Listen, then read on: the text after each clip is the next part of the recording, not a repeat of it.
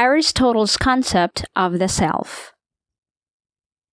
Aristotle was undoubtedly the most brilliant student of Plato. Yet Aristotle diverged from most of Plato's fundamental philosophies, especially on the concept of the self. As we may already know, Plato is sure that the true self is the soul, not the body. And to be specific, the true self for Plato is the rational soul, which is separable from the body. Aristotle's concept of the self is quite the opposite. Aristotle's concept of the self is more complicated as he talked about so many things in this topic. However, there is one main theme in Aristotle's narrative of the soul that guides us in understanding his concept of the self.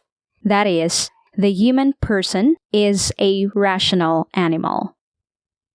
In other words, for Aristotle, the human person is simply an animal that thinks. How did Aristotle come up with the idea that the human person is just an animal that thinks? Well, his idea of the soul provides the key. Aristotle defines the soul as the principle of life. And as the principle of life, it causes the body to live. This explains why for Aristotle, all living beings have souls.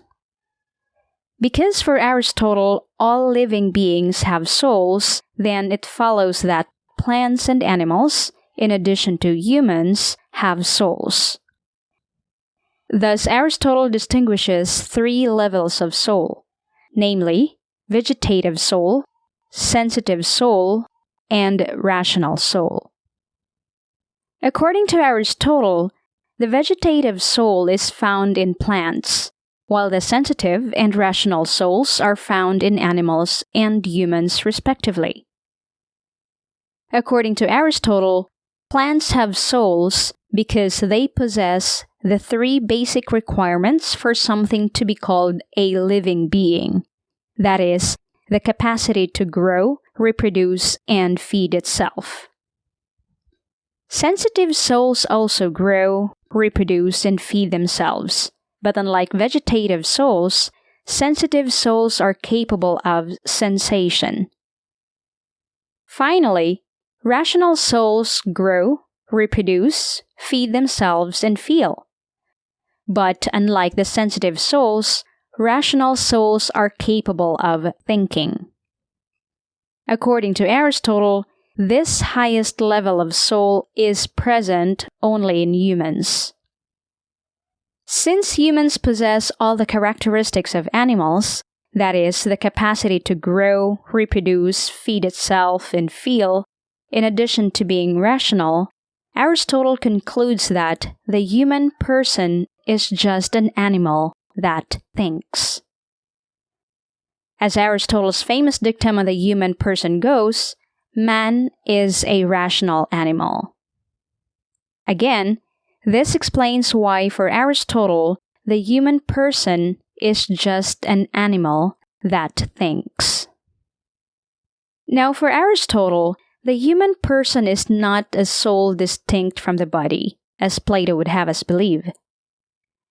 Aristotle argues that the self, or the human person, is a composite of body and soul, and that the two are inseparable.